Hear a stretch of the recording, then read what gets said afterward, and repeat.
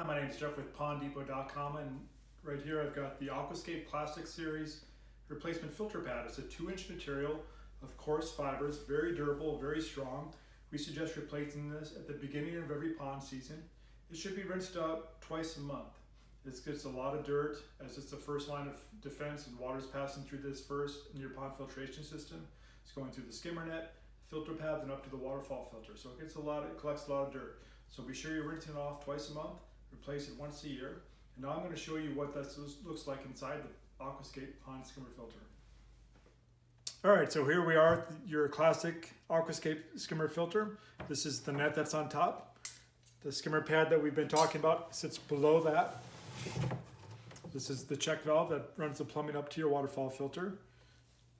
What's really important is there's a support rack in here that the filter pad should sit on. That's going to keep the filter pad in a nice position, keep it from just falling apart. Also, it helps the skimmer box keep its shape. It's not going to get warped and stuff over time. So it acts as 2 rolls, supports the filter pad, keeps it above the pump and the filter, but also supports the skimmer box and helps keep the shape over the years in the ground. And just putting the filter pad back in on top of the support rack, you can then press it down nice and firm, and it locks in place, and then nothing can get by there. Frogs, debris, branches. It's really going to help prevent your pump from clogging up if you have a brand new filter pad and if you have that support rack in place. Then you're going to put your net back in place. There's little notches that the net catches upon, and then you're good to go.